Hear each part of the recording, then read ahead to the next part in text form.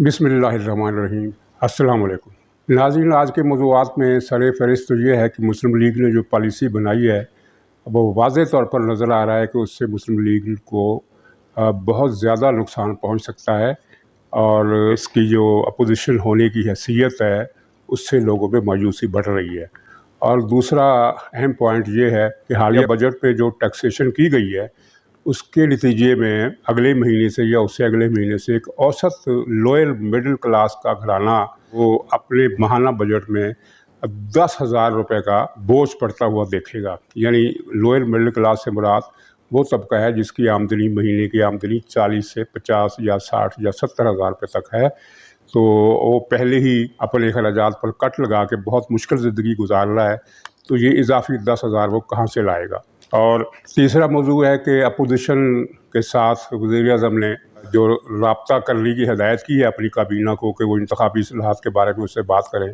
तो इसके पीछे क्या दबाव था। और आखिरी और सबसे अहम पॉइंट जो है जिससे पाकिस्तान की सिक्योरिटी के मामला जुड़े हुए हैं वो ये है कि अफ़गान तालिबान के एक आला सतही वफ़द ने भारतीय वज़ीर ख़ारजा से मुलाकात की है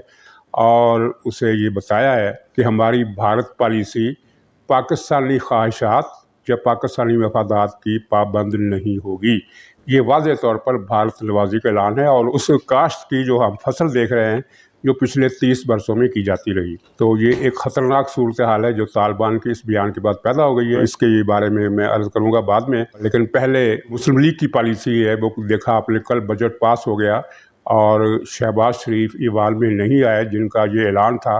कि हम इस अवाम दुश्मन बजट को पास नहीं होने देंगे, और जिसके बारे में पीपल्स पार्टी ने कहा था कि हमने अपने तमाम अरकान शहबाज शरीफ की डिस्पोजल पर दे दिए हैं। वो बजट को नाकाम करने के लिए या बजट को पास होने से रोकने के लिए, उसका रास्ता रोकने के लिए इन्हें जिस तरह चाहे इस्तेमाल करें। तो नाज़रीन, उसी वक्त ही बाज़ मुबस्सरीन ने यह कह दिया था कि शहबाज शरीफ के इमरान खान के साथ कुछ मामला सेट हो चुके हैं और वो बजट न सिर्फ ये कि पास होगा बल्कि बजट के मौके पर अपोजिशन नज़र भी नहीं आएगी। अपोजिशन तो खैर नज़र आई, पीपल्स पार्टी के तकरीबन तमाम अरकान मौजूद थे, सिर्फ 2 गैर हाज़िर थे। मुस्लिम लीग के 14 गैर हाज़िर थे जो एक बहुत बड़ी तादाद है, और ये इत्तेफाक नहीं कहा जा सकता कि बजट के मौके पर 14 अरकान इस तरह गैर हाज़िर हो। माजी में इसकी कोई मिसाल मिलती नहीं है। बजट इजलास में हर रुकन आता है सिवाय उसके जिसके साथ कोई एमरजेंसी हो गई हो या जो किसी वजह से पहले से बैरून मुल्क गया हुआ हो और उसको अभी वापस आने में कुछ दिन बाकी हो। तो ये 14 अरकान की गैर हाज़िरी बहुत माने खेज़ है।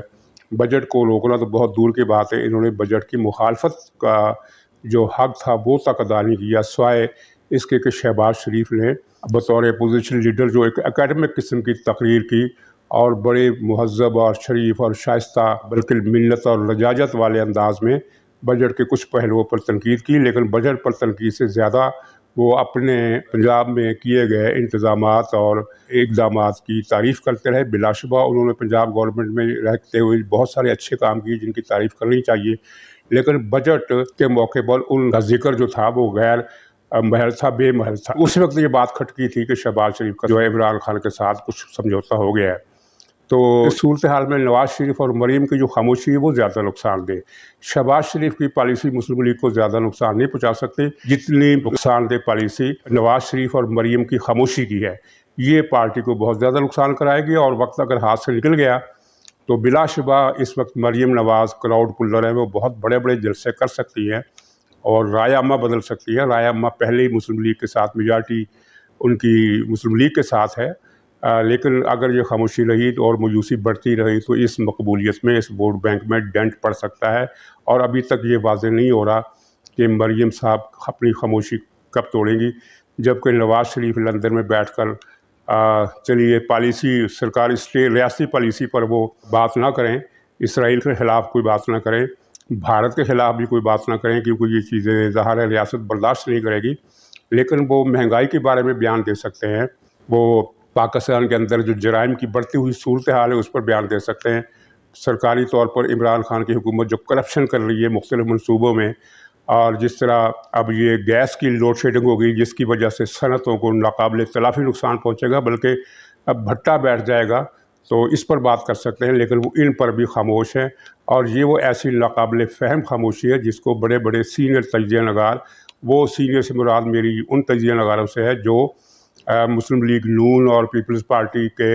اعلیٰ سطحی حلقوں سے بہت قریب ہے، اور ان کی بہت ساری ایسی باتیں جانتے ہیں جو عوام اور یا دوسرے لوگ نہیں جانتے، اور وہ نواز شریف کی مجبوریاں بھی سمجھتے ہیں، نواز شریف کی اسٹریٹجی کو بھی سمجھتے ہیں، اس کی نفسیات کو بھی سمجھتے ہیں۔ انہیں بھی سمجھ میں نہیں آ رہی یہ بات کہ آخر نواز شریف اور مریم کی اس پرسرار خاموشی کا راز کیا ہے۔ بہرحال اب میڈیم کی حد تک یہ بات واضح ہو گئی ہے کہ مولانا فضل الرحمان وہاں بڑا سخت خطاب فرمائیں گے جلسے میں، اور مردان سے وہ ایک بڑا جلوس نکلیں گے، اور جلوس کی تفصیلات طے کرنے کے لیے پروگرام سارا بن گیا ہے۔ اس کا مطلب یہ ہے کہ وہ 4 جولائی سے پہلے ہی کراچی سے پختونخوا کے لیے نکل چکے ہوں گے۔ یہ ایک پازیٹیو بات ہے، لیکن ابھی تک یہ واضح نہیں ہے کہ اس جلسہ عام میں مریم بھی خطاب کریں گی یا نہیں کریں گی۔ ناظرین، بجٹ میں جو کچھ ٹیکسیشن کی گئی اس کے نتائج آنا شروع ہو گئے ہیں۔ گھی کے مختلف برانڈ جو ہے 7 روپے سے لے کر 20 روپے کلو تک مہنگے کر دیے گئے ہیں، اور گیس کی لوڈ شیڈنگ بے پناہ کر دی گئی ہے، بجلی کے ریٹ بڑھانے کا فیصلہ ہو گیا ہے، اور پیٹرول مہنگا ہو رہا ہے۔ تو یہ ساری چیزیں ہیں یہ جو اس ہفتے سامنے آئیں گی، لیکن جو مزید ٹیکسیشن ہے جو چھپی ہوئی تھی اور جو آہستہ آہستہ باہر آ رہی ہے، مثلاً یہ انہوں نے کہا تھا کہ گاڑیوں اور ٹریکٹروں کی جو قیمت ہے ان میں 1 لاکھ روپے کی کمی ہو جائے گی، لیکن اس کے برعکس ٹریکٹر کمپنیوں نے ٹریکٹر کی قیمت میں 3 لاکھ روپے کا اضافہ کر دیا ہے۔ یہ زراعت پر بہت بڑا وار ہے۔ اور ہائیبرڈ کھاد، جعلی کھاد، ان کے بارے میں پتہ چلا ہے کہ خود پی ٹی آئی کے عہدیدار اس کاروبار میں ملوث ہیں، گویا کہ زراعت کا بٹا بھی بیٹھے گا۔ لیکن یہ جو خفیہ ٹیکسیشن ہے جو اگلے مہینے سے، اگلے ہفتے سے انفولڈ ہونے والی ہے، ہر مہینے 2 3 4 چیزیں آ جائیں گی۔ آئی ایم ایف نے جو شرائط لگائی ہیں ان پر عمل درآمد سے پہلے ہی یہ چیزیں جو ہیں ان کی وجہ سے گرانی اتنی زیادہ بڑھ جائے گی کہ اوسط گھرانے کا جو طرز زندگی ہے اس کا تقاضا ہوگا کہ انہیں کم سے کم 10,000 روپے کا خرچہ مزید برداشت کرنا پڑے گا، جو وہ برداشت نہیں کر سکیں گے۔ اور وہ اس بار حکومت کو گالیاں نہیں دیں گے،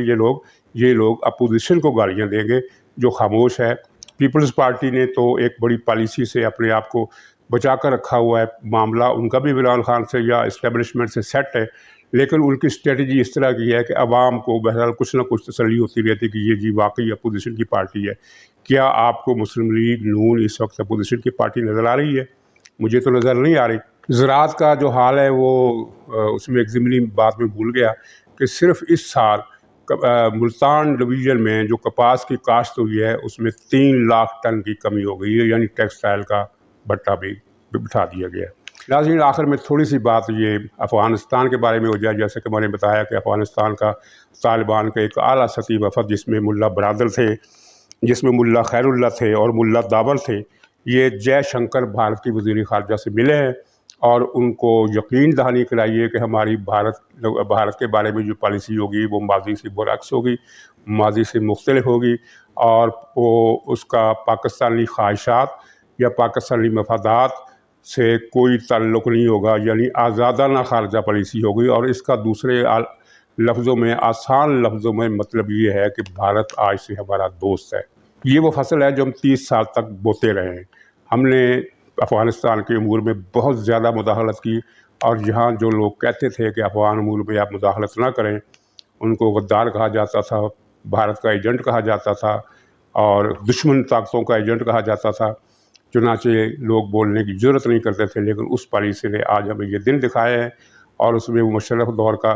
وہ سلسلہ جو مشرف دور سے شروع ہوا اور بعد کے 25 سال تک جاری رہا، اس میں پاکستان سے ڈرون حملے ہوتے رہے، اور پاکستان طالبان کو پکڑ کر امریکہ کے حوالے کرتا رہا۔ بہت سارے طالبان پولیس مقابلوں میں مارے گئے، بہت سارے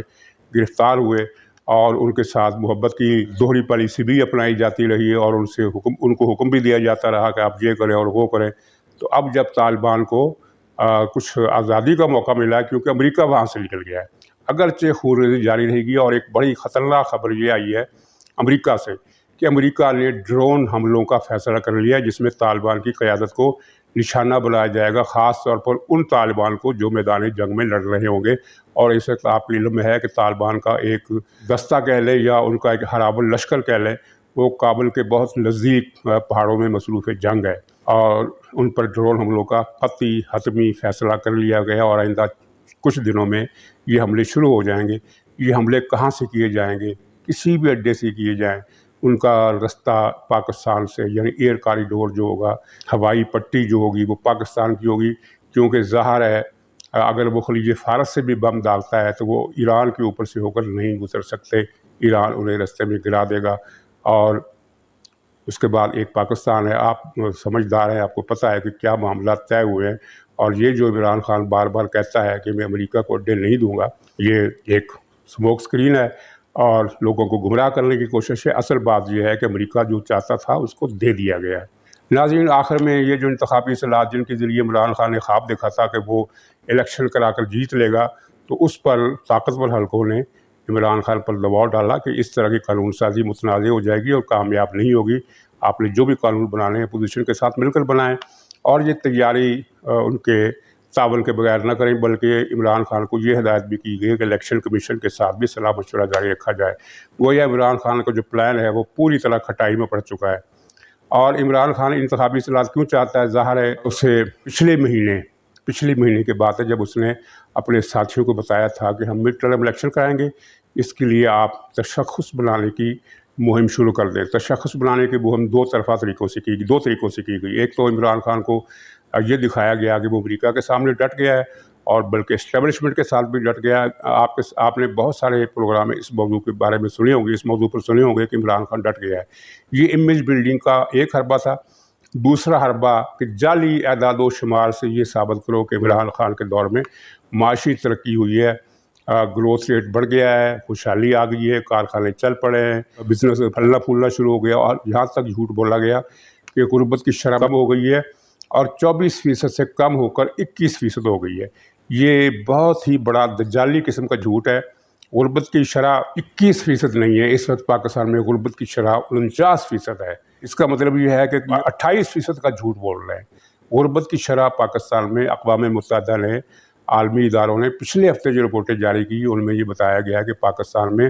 مزید 2.25 کروڑ آدمی پاورٹی لائن سے نیچے جا پڑے ہیں۔ تو باقی صاحب آپ خود لگا لیں کہ غربت کی حقیقی شرح کیا ہے۔ تو کہنے کا مطلب یہ ہے کہ یہ دو طرفہ مہم عمران خان کے اشارے پر شروع کی گئی، اور عمران خان کی طرف سے ہدایت کی کہ اپوزیشن کو گالیاں کم دو